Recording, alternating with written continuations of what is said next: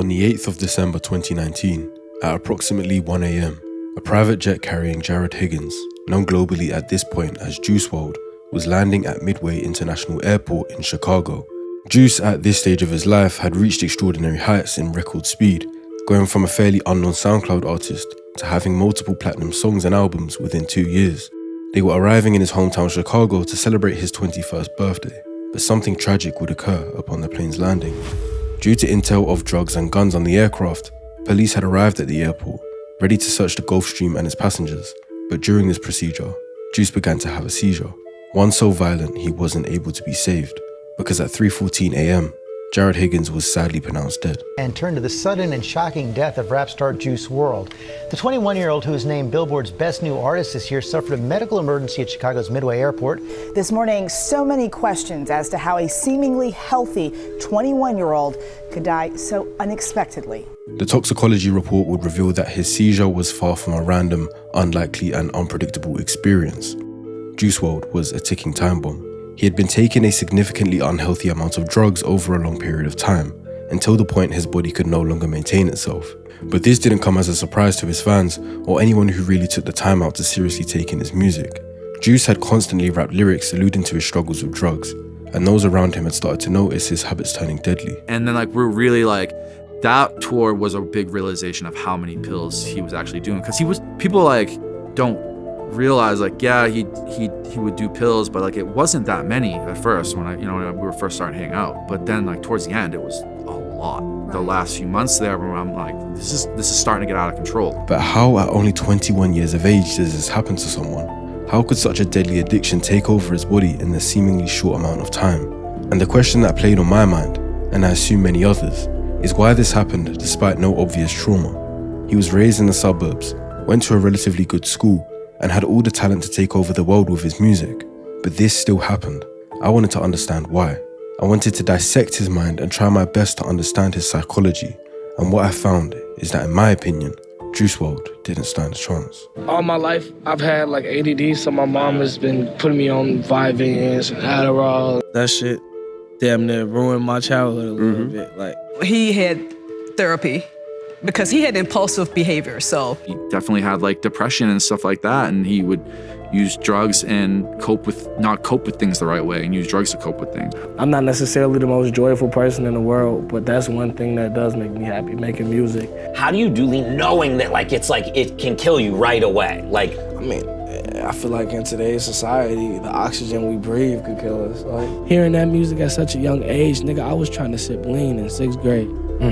Yeah. Before you started getting famous, though, you were probably limited on money and resources in terms of getting fucked up, and then all of a sudden you got too much money. I feel like when people do drugs, it separates their head from their body even more. It separates their soul from their body even more. Because your mind could be telling you, fuck no. Your mind could be telling you, hell no. But your body is dependent. But I want you to describe that single and that track that we're playing right now. I would tell myself to stay as far away from drugs as possible.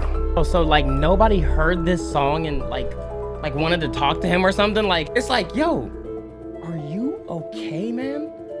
You think he wanted to die?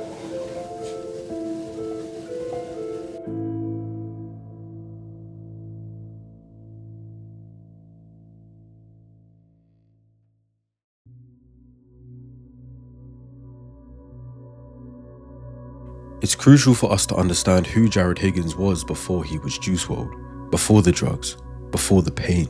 He was born on December 2nd, 1998, to Carmela Wallace and Carl Higgins, but the two would divorce when Jared was 3 years old, and he'd spend the rest of his childhood raised by a single mother. Carmela was seemingly a great mother, and gave him as good of an opportunity as she could have. In interviews, he's had nothing but good things to say about her. She's one of the proudest people ever. She's been my biggest supporter and cheerleader since birth. I love her to death for that, and trying to give her the world is part of the reason why I'm doing this shit. Carmela moved them to a village in Illinois called Homewood, a suburb to the south of Chicago. Homewood has been reviewed as one of the nicest places to live in Illinois. Not only is it relatively safe and have good schooling, but it's also diverse. It's often rare for affluent and safe neighborhoods to have such a high African American population, but Carmela had done a good job in finding one in the hopes that he wouldn't be an outsider. Unfortunately, he'd still end up feeling like one. But it wasn't because of his race. All my life, I've had like ADD, so my mom has been putting me on Vyvanse and Adderall. I've been all the doctor's appointments, so it's the same shit. I always tested high, very intelligent person, but I wasn't one of the motherfuckers that could just sit in the classroom and just focus on the teacher talking to me. Many times, Jared has referenced this quote-unquote ADD, although some people, especially from older generations, might still use that term. Since 1987, the condition has had its name changed to ADHD, Attention Deficit Hyperactivity Disorder. But they're the same diagnosis, just evolved. So when understanding what Jared was going through, ADHD provides that explanation. ADHD is a condition that affects how your brain works. It means that it's harder for you to control your attention or direct it to certain tasks. ADHD causes symptoms like difficulty focusing, trouble sitting still, and impulsive behaviors, but it also allows you to get in the zone and hyper-focus on things you really enjoy. ADHD symptoms fall into two big groups: inattention symptoms and hyperactivity impulsivity symptoms. I'll throw all of them on the screen, but inattention symptoms are things like avoiding tasks that require focusing for a long time, getting easily distracted by things going on around you, and starting a task but then getting sidetracked and not finishing it. Hyperactivity impulsivity includes things like getting up when you're supposed to stay seated, having difficulty waiting your turn to do something, or speaking out of turn and finishing other people's sentences. So whilst these may seem like annoying traits if you're around someone with ADHD, you have to remember that they can't really control these impulses or traits, and they have to try extremely hard to suppress them. ADHD is genetic. That means a child is born with certain gene changes that cause differences in their brain development. Often the gene changes that cause ADHD are passed down within biological families. Jared got diagnosed with this in the 4th or 5th grade, and immediately he was put on medication that changed his whole personality. They put you on anything for it? For sure. Adderall? You know they love putting little kids on that Especially shit. Especially little black kids from the hood. Of course. I don't really agree with that shit, bro. I was in 5th grade getting diagnosed with ADD. How the fuck can you tell a 5th grader they have ADD? He's in fucking 5th grade. How is he supposed to act? But it started out with Falkland. I've been on all that Falkland. What's the Ritalin, Vyvanse, Adderall, all that shit. Falkland, Ritalin, Vyvanse, and Adderall are all ADHD stimulants. What's interesting is that if you don't have ADHD and you take these, they can end up making you hyper, talkative, or jittery. When given to someone with ADHD, however, the result is paradoxical. An ADHD brain is often hunting for stimulation because its baseline dopamine levels are low. This feels like multiple thoughts running at once, being distracted, and being impulsive. These stimulants raise that baseline, which effectively shuts up that background noise. It allows the person to pick one focus and stay on it. The meds also enhance the prefrontal cortex, so the person has an extra split second to think before doing something, like, should I really say that? Or, let me finish this before I start that. But also importantly, they change emotional regulation, so the person isn't as reactive to stress or frustration, and it lowers impulsivity.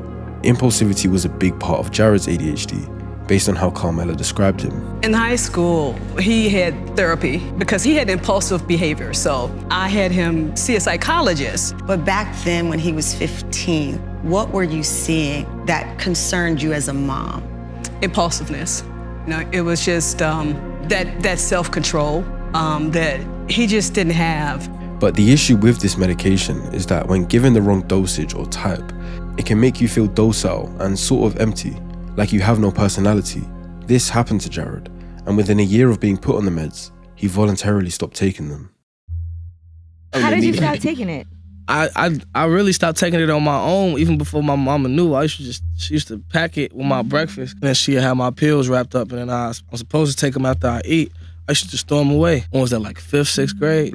I did not like the way that shit made me feel. You took the pill, and for like 15 minutes, all your personality is like enhanced. Like you're all social, class clown, laughing. After the 15 minutes is over, 15 minutes pass, and then all my personality will be gone. Crash. And I'll be like a zombie. That shit damn near ruined my childhood a little bit. Like, ain't ruined it, but it made it less enjoyable because that shit kill your personality. But although it's completely understandable that no one would want to feel like that, stopping his meds may have opened the door for other issues to seep through. Amongst others like low self-esteem and not reaching your full potential, an increased risk of developing substance use disorder is also a noted complication.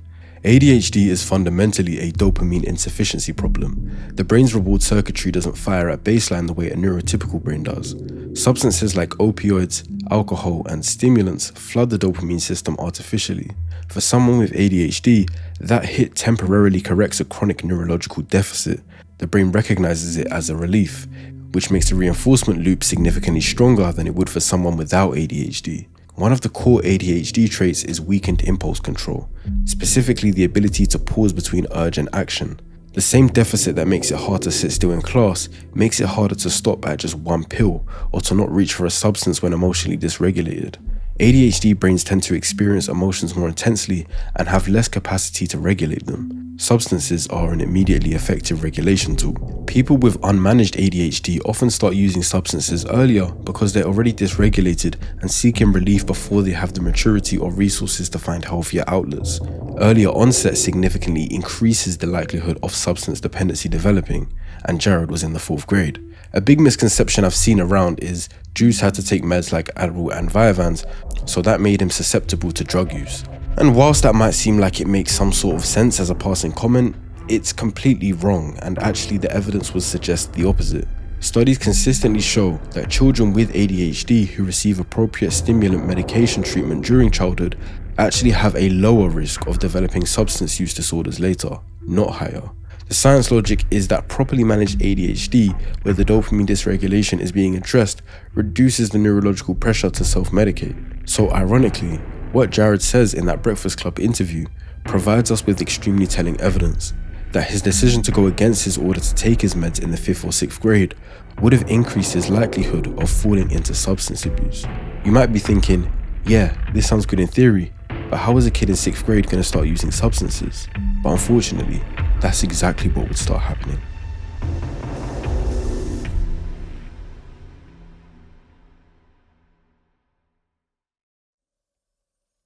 So like 6th, 7th grade, I was hooping, I was playing baseball, I was good at both at the time.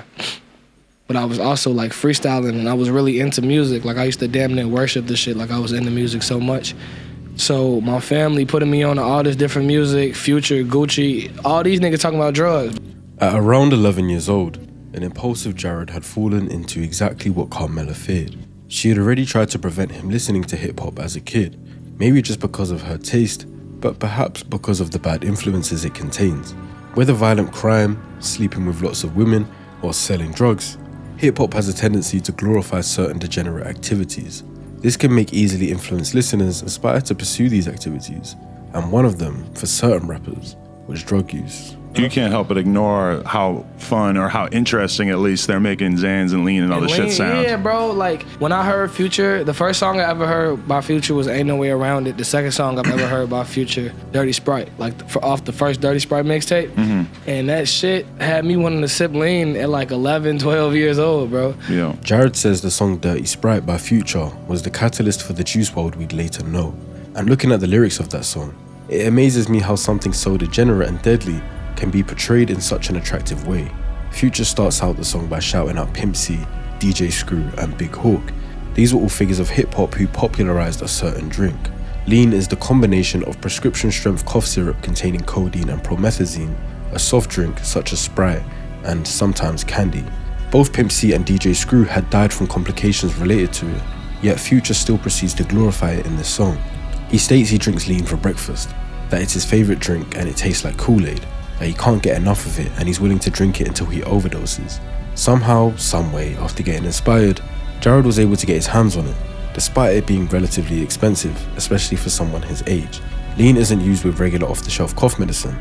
It's a specific formula that uses those mentioned opioids and is significantly stronger. Because of its price, he probably wasn't accessing it that much at that age. It's a good thing, because think about how burnt out I'd be if I had the resources to get high you know what I'm saying? Think about how, especially you discovering something new, you want as much as that as possible. All this shit got you feeling like, you know what I'm saying? Like. So over the next few years, he started taking Percocets as well. These are also opioids like Lean, but come in a pill form and are cheaper, but also just as addictive.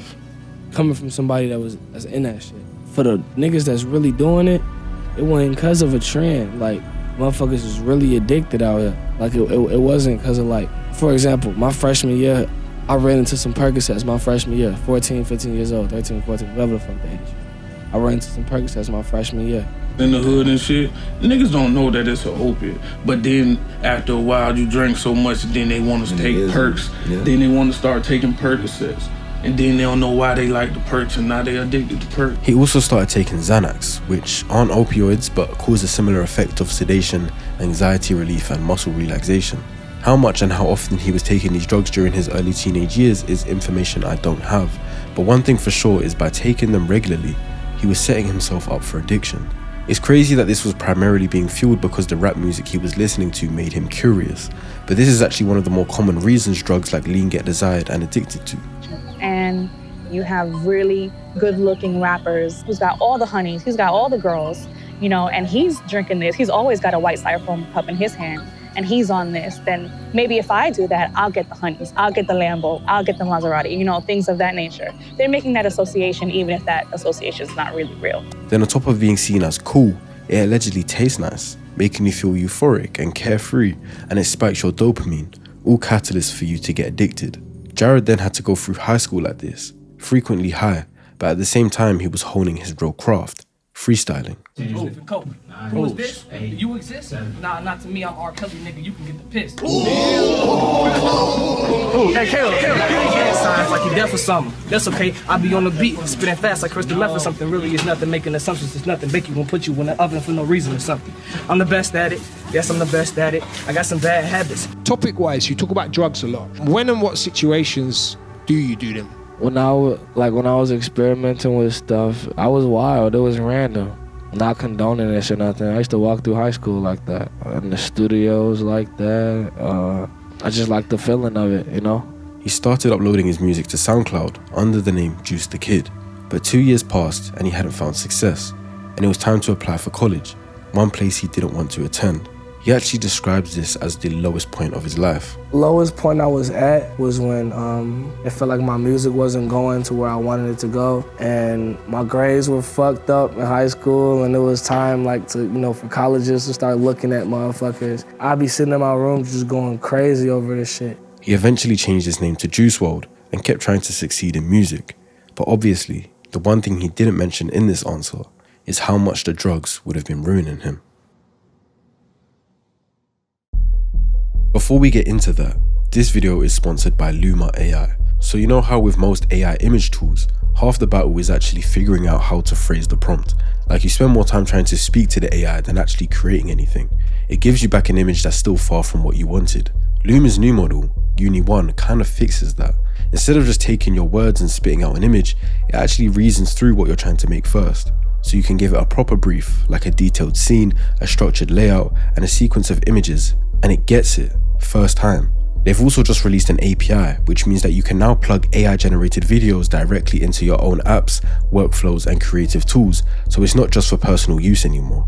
I tried it, and honestly, it feels less like using a tool and more like working with something that actually understands you. So if you've ever been interested in making an image using AI, whether for a work project or purely for fun, this is the one I'd recommend over the others you might have seen. Links in the description. Go check it out. lumalabs.ai. So, what does years of opioid use actually do to someone?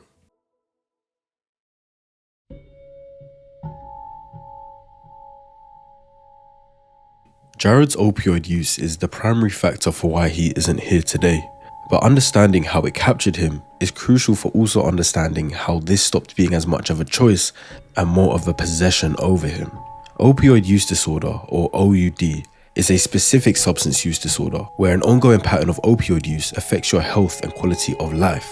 Now, as mentioned, the ingredients in the cough medicine used in lean are types of opioids, and perks are also opioids.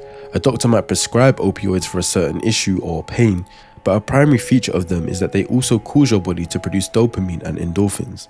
Endorphins reduce your pain, and dopamine increases your pleasure. So for the brief moment that the drugs are in your system, the feeling is pure euphoria.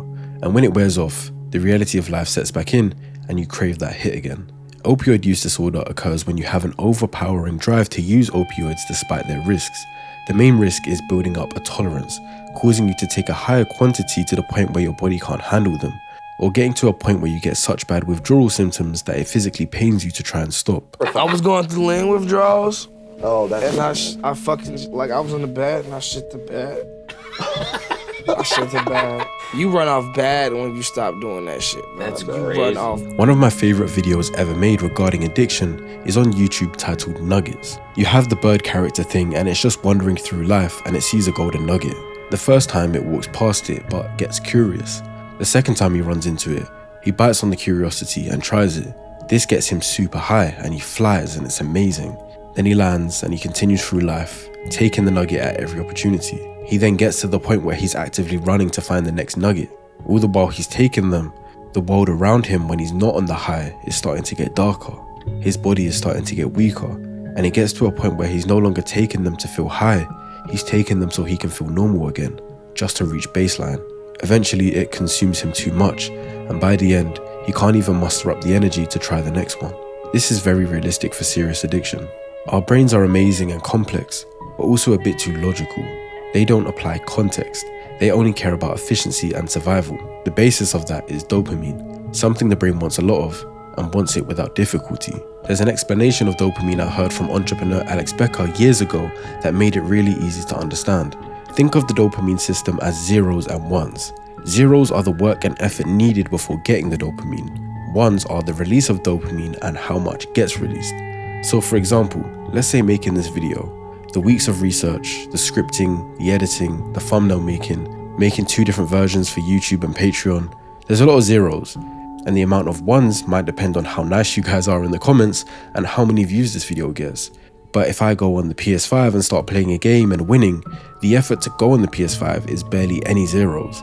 So let's say hypothetically the video flopped, it wouldn't have released a lot of ones, so the brain will essentially push me to keep playing video games and spend less time making videos. This is the case for a lot of people with social media, junk food, pornography, smoking, drinking. You know what's good for you and what's bad for you. You have the context that abstaining from these things is going to take you further in life.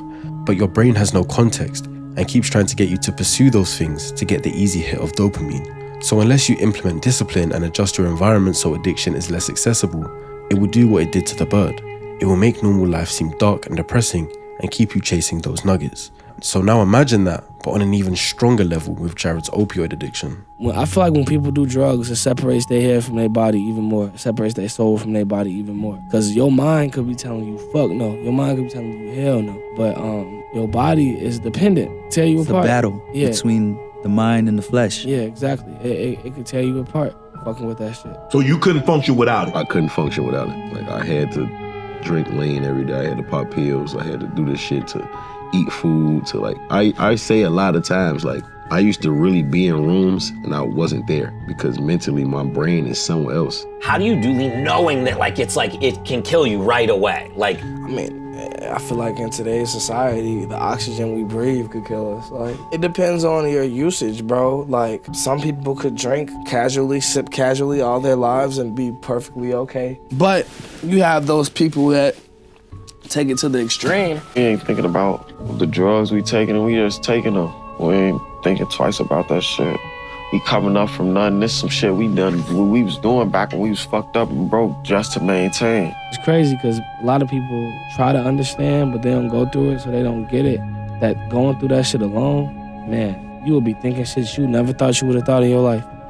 Going through shit like that alone make you want to kill yourself. One way that Jared would later frame it in his lyrics was, I stopped taking the drugs and now the drugs take me. He went from someone who tried drugs because they were cool and wanted to feel a high to a point where the drugs became his master and demanded he take them multiple times a day. And it wasn't like it stayed oblivious to him. He was clearly aware he was getting addicted to drugs, but still couldn't stop himself. And the thing that became a double-edged sword was his newfound music success. So far we've covered everything before he actually blew up with music, before he had millions of dollars, before he had unlimited access. And I believe his OUD was already underway and only got worse after his music career took off. Because when you add his success and money into the mix, it creates the issue of accessibility. Every addiction is harder to fuel when it's less accessible. So when the opposite occurs, it's like a fast track to disaster. Before you started getting famous, though, you were probably limited on money and resources in terms of getting fucked up. And then all of a sudden you got too much money. Thing, no? It don't make it no better when you got money. Right. Yeah, because you got access to it. You got access to it, you feel what I'm saying? So it's like, I'm going through pints and pints of lean and going through 100 pills a month. Like, damn. Like that. Lean is pretty expensive. A popular streamer called Silky opened up about his lean addiction and said at his worst he was spending $50,000 to $80,000 a month. It was getting down to the point where I was spending like at least like, I'd say anywhere around like 50 to like 80K a month. What? Yes, bro. It was on lean? Yes, bro. Rapper Lil Baby said that he was spending $4,000 to $5,000 a week. I'm a drinker, you know what I'm saying? Honestly, I drink like, you know what I'm saying? Heavy? Heavy, like, heavy, like, probably spend like $4,000 to $5,000 a week on lean. 4,000 or 5,000 on lean. Yeah. So Jared, being in high school, would have been limited to how much he could satisfy his addiction. After graduating high school, he attempted working a job for 2 to 3 weeks at a car parts maker. Around the same time, June 15th, 2017, he released an EP on SoundCloud titled Juice WRLD 999. Thank everybody who supported me, and y'all have a lot to look forward to because some great things are coming pretty fucking soon. I'm really hyped and really stoked and just really pumped up. I'm gonna get his music shit all I got and see where it gets me, so. And this contained the legendary song Lucid Dreams, the song that would, over the next year, catapult him into worldwide stardom and become his biggest song to date. Only 9 months of releasing that EP, he was signing a $3 million deal with Interscope Records, and every radio show wanted his interview. I got Juice WRLD in the building. Yo, what's good? What's poppin'? What's going on, man? Man, nothing much, bro. There's a line you recently said, too, that impacted a lot of people. We're not going to make it till 21. You don't feel that way, do you? Or do you honestly feel that way? I feel like everybody dying young, you know what I'm saying? Not foreshadowing anything or wishing that upon myself. Where are you at now when it comes to, you know, either Xan popping, pill popping, whatever it may be? Where's Juice WRLD at now? I mean, Xans are horrible. I think that's worse than crack. In one of his interviews, clearly off drugs, slurring his words, he literally dozes off mid-interview. It's some good stuff. It's not just fluff. It's like a lot, sounds like a lot of heart gone into it. I want you to describe that single and that track that we're playing right now.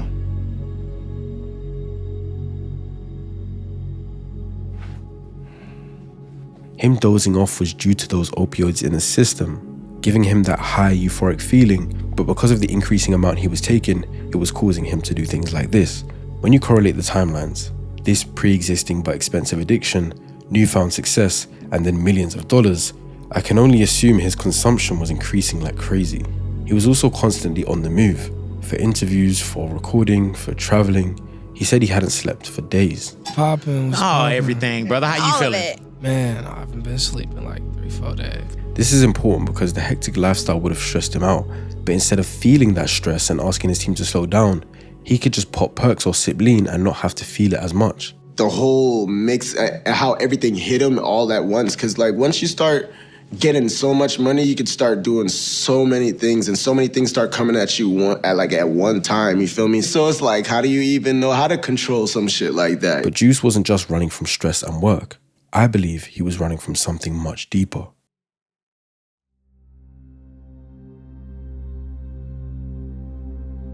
Clinical depression, also known as major depressive disorder, is a mental health condition that causes a persistently low or depressed mood and a loss of interest in activities that once brought joy. Depression is a term that gets thrown around quite casually these days, but understand that feeling sad after a difficult life situation such as losing your job or breaking up with a partner or any unfortunate circumstance is normal. That isn't actual depression. Clinical depression persists practically every day and involves more symptoms than just sadness alone. Low energy and fatigue, feeling worthless, thoughts of death, amongst others. Researchers don't know the exact cause of clinical depression. They think that several factors contribute to its development, including genetics, brain chemistry, childhood experiences, and stressful life events. I feel like many people see depression as that person's life was hard and they experienced bad things, so they developed depression, when it's often more of a genetic thing. These people always look for a cause of the depression in others. This results in judgment, especially for celebrities. Why are they depressed? Their life is good. They have money and success. This can lead to a sense of embarrassment and questioning yourself, not understanding why you feel the way you do. One good listen through Juice WRLD's discography and you can hear how depressed he really was. I pop perks to numb the pain because it hurts to live.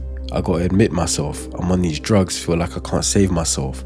Sometimes I want to take myself and break myself so I can reshape myself. Nobody's ever felt the pain I felt. This is the part where I tell you I'm fine, but I'm lying. I just don't want you to worry. My world revolves around a black hole, the same black hole that's in place of my soul. One of my favorites because of the weight behind it is, it's been months since I felt at home, but it's okay cause I'm rich, psych, I'm still sad as a bitch, right? It goes against the assumption that money buys happiness in such a deflated but sarcastic way. It's like, don't worry guys, I should be super happy, right? After all, I do have lots of money and lots of success. My name is on billboards and I have so many fans, so much designer clothes, I can travel everywhere, I can buy any car I want, any piece of jewelry. Happiness should be a given. But then when he says psych, it's like realizing that that notion is all a facade. Money buys stability.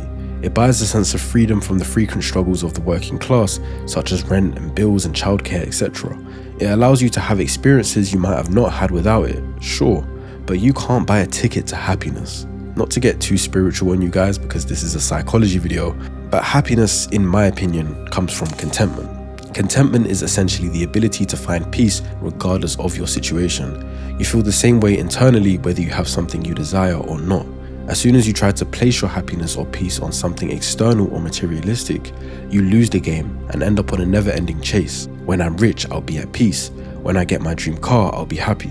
These things are similar to beliefs that many people have, and even Jared seemingly misunderstood this. He didn't realize his depression was something internal and wasn't linked to his lack of success or any sort of poverty. In multiple interviews I've seen from him, he seems to look down on the idea of a 9-to-5 or working a job that doesn't pay well. Sometimes That's people's depressing, though. lives, it could be for you looking at it from the outside, but they might have a great life. Like, just, I don't know, some people Really? do feel like that. A great life? I get what you're saying. He's saying they settled. Yeah. They probably didn't even They have no settle bigger for less. dreams. You know, because Yeah. what if they have a great life at home, things are taken care of. So they're just doing that shit for fun. Not for fun, but what I'm saying, obviously they're doing it to make money. Somebody that goes to like a D1 college, they spend all this money, right, to get a degree. They don't even do the shit that they got the degree for, and then they work in an office job every day until they die. He is in the abyss, or she is in the abyss. But in the Breakfast Club interview, Angela tries to let him know that although those people might not be millionaires, or although they might be working till they die, they could still be happy. You know what? I'm cool, bruh. Think about all these people we know who we look at from the outside like, oh, they're rich, Yeah. they're financially secure, they're great, and then they're really miserable. Because some people, money doesn't equal happiness at all. Shit. He seems to struggle to understand that people working for a minimum wage can still be at peace. They could have a family that loves them unconditionally, and that's all they need. And then on the other hand, there's many millionaires and celebrities that take their own lives due to depression. Robin Williams, Kurt Cobain, Avicii. I see Jared struggling to fathom this, and I believe that that's because it doesn't compute in his equation. He's grown up believing that his state of unhappiness and depression will disappear when he has money and success. So the idea that he's still sad as a millionaire and 9-to-5 workers on minimum wage are happy and at peace is a reality he doesn't want to accept. But in this song, it seems he is accepting that notion. He's going against that belief. His money only made his addiction worse and led to more sadness. So he's letting people know this. Such a short and simple line, but so much lesson behind it. When you a fan of this shit, you look at it a certain way and from a certain perspective, but then when you in this shit, you see it for what it really is. Right. It's sad. I don't know, it make you not want to, you know what I'm saying? Like, it's not what it look like. So when people tried to understand why Juice was depressed, I don't even think he knew. If y'all help me through the shit I'll go through, I'll deal with anxiety and depression and all that shit. Just because you got money don't mean that shit don't solve nothing. Money is the answer to certain problems, but it is not the answer to those type of problems. I'm not necessarily the most joyful person in the world, but that's one thing that does make me happy, making music. He definitely had a substance abuse problem, and he definitely had like depression and stuff like that, and he would use drugs and not cope with things the right way and use drugs to cope with things. I don't personally believe Jared was suicidal, but he became indifferent to death, or indifferent to the idea of death. More like, if I die, it is what it is. He didn't have a desire to deliberately end his life, but he also didn't take any caution with his drug use as he'd lost the ability to comprehend death, in my opinion. The idea of withdrawal and having to confront depression without drugs seemed like a much harder task than just closing your eyes and having no consciousness forever. What's also really interesting is that ADHD has a very strong correlation with depression. Roughly 30 to 50% of people with ADHD will develop a depressive disorder at some point in their life, compared to around 7 to 10% of the general population. This is due to a mix of genetic reasons, but also environmental reasons. They have a shared neurological basis, as both conditions involve dopamine and norepinephrine dysregulation. But also, children with ADHD constantly underperform relative to their actual intelligence, they struggle socially, get labeled as disruptive or lazy, and receive chronic negative feedback from teachers, parents, and peers. That sustained experience of falling short despite effort is a reliable pathway to depressive cognition, worthlessness, hopelessness, and self-blame. In my opinion, he most certainly experienced clinical depression. He had a sadness he couldn't quite explain and hoped either drugs or success could have fixed. I believe his ADHD was a massive driver for his depression. The neurological basis already makes it a strong possibility to develop depression without the need for explanation, but he also reports how he felt intelligent but couldn't focus in school, so he developed an identity of failure and I'm not good enough. The first time I wrote a song was in 5th grade. It was during study hall. I couldn't just sit there and do my work, so I did something else. And focus like in school. He hated school. Very, very smart. But he didn't like the idea of school, so it was always a struggle with him in school and, skipping school, skipping classes, so I always had to have a plan for him. I think in high school I wasn't eligible with some shit when it came to tryouts. Look at the grades? Yeah. I always tested high, very intelligent person, but I wasn't one of them motherfuckers that could just sit in the classroom and just focus on the teacher talking to me. I couldn't do that. This was accelerated by his opioid use. He may have used it out of intrigue or self-medication, but once it started messing with his dopamine reward pathway, it started to bridge a gap between Jared being good and Jared being depressed.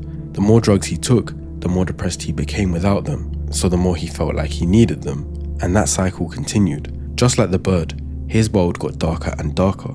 The worst part is that everyone saw his success and looked past the seriousness of his issues. Bro, so nobody heard this song and like wanted to talk to him or something? Like, how do you hear this and be like, yo, this shit fire, bruh? When the album dropping? It's like, yo, are you okay, man?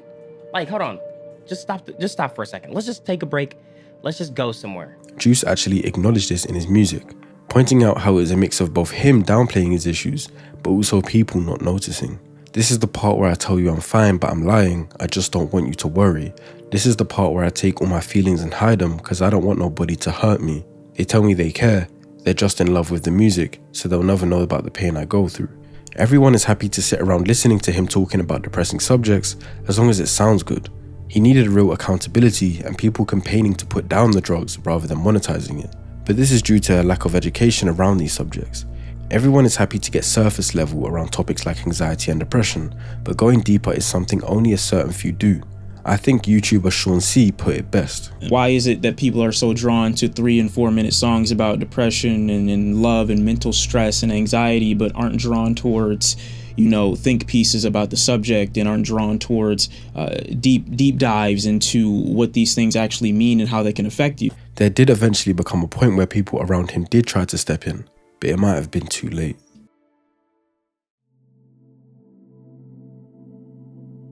Okay, and the Billboard Music Award goes to Juice WRLD.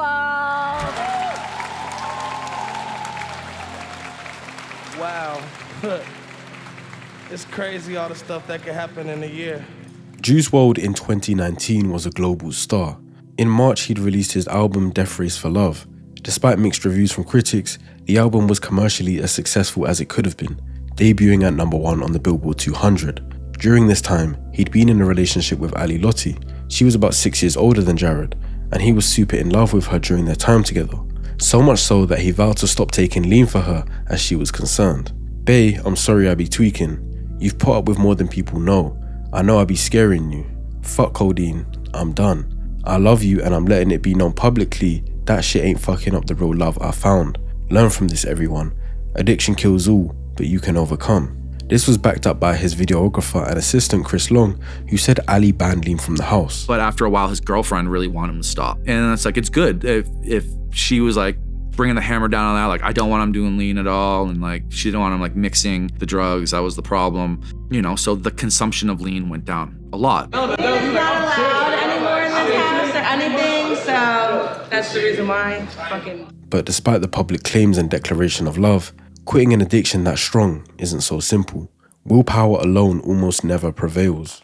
So Ali was pretty strict about that. But of course he would still do it, and he would hide it. And when he did get it, he would always be like, go pour me up this. You know what I mean? Go take it up, and he'd have to hide it in something, wait till Ali's asleep and stuff. At the peak of his success, he was seemingly at the peak of his addiction also. Now, if you're on the YouTube version of this video, this chapter is going to be a bit shorter than what's on Patreon. That's because I want to show you the reality of what his addiction looked like in its final stages. The footage, the graphic reality, his friends' accounts, the actual scale of what he was consuming daily, and what that meant was happening inside.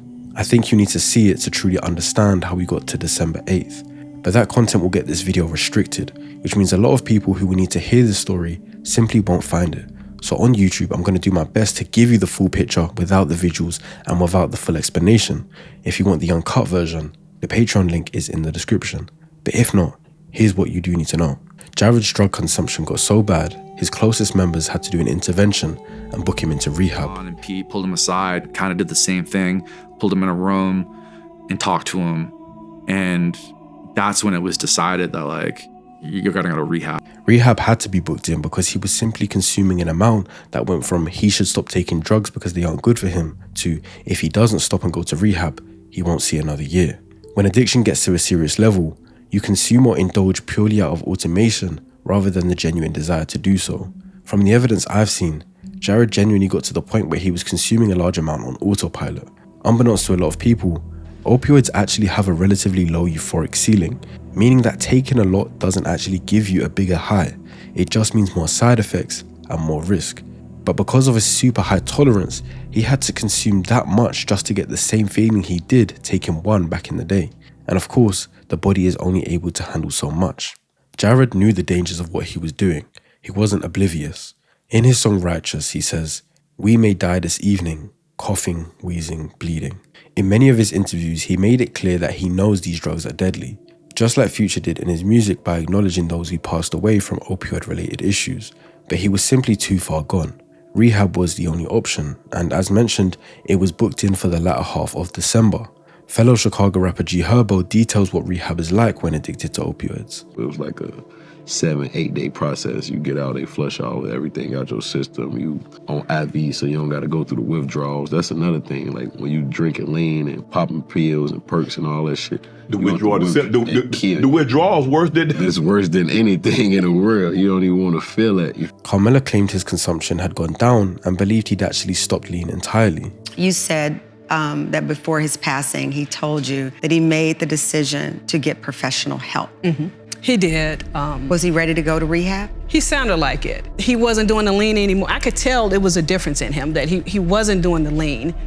I think he was still doing pills, but he told me he was ready to get help. But the reality is, he wasn't well and still needed his drugs to cope. In November, he tweeted, "My brain is my own worst nightmare. It could be the death of me easily if I didn't somewhat know my way around it." On the 7th of December, according to Chris Long, he did consume a large amount and was continuing to consume throughout the day. In the early hours of the next day, Jared and his crew were landing after flying from LA to Chicago to celebrate his 21st birthday, which was a few days prior. But as they got closer, when their phones regained service, they got a message from their head of security to say that police were waiting for them in the lobby for when they land. The crew had guns and drugs on them, which would have landed them in big trouble, but the stories get a bit blended here. There's a lot of speculation that Jared panicked and consumed his pills to avoid getting caught with them. Chris Long, who was there, says that this isn't true, and he was actually quite nonchalant about the whole situation. Someone else held the duffel bag and had all of it. Like, he knew he wasn't gonna get in trouble. He had people around him that are gonna take care of. And his manager, G Money, walks up to him. They're both just like, "We're all good." You're like, "Yeah," or they like high five each other, like, "Don't worry, we're all good. Everything's gonna be cool." But regardless, there were an enormous amount of opioids in Jared's system at the time, and he would end up having a seizure. This wasn't an overdose. There was physically just so much in his system for so long that his body couldn't process it. Instead of thinking of it as a there and then overdose, think of it as an overdose over time, something that was building and building and needed to be stopped. I couldn't look away. I'm so sorry. I didn't want him to like look up and not think we were there. So, and when I looked at him in the eyes, it's like you could see that he wasn't there. And at around 3:14 a.m., Jared Higgins would be pronounced dead 14 days before his rehab date. Just, handcuffed to the fucking wall, and this 2 detectives just walked in, and they're like, literally verbatim, they're like, we don't give a shit about anything else. We just want to know about the kid that died. And I was like, what? I'm like, who died? That is so heartless. And turn to the sudden and shocking death of rap star Juice WRLD. The 21-year-old, who is named Billboard's Best New Artist this year, suffered a medical emergency at Chicago's Midway Airport. This morning, so many questions as to how a seemingly healthy 21-year-old could die so unexpectedly.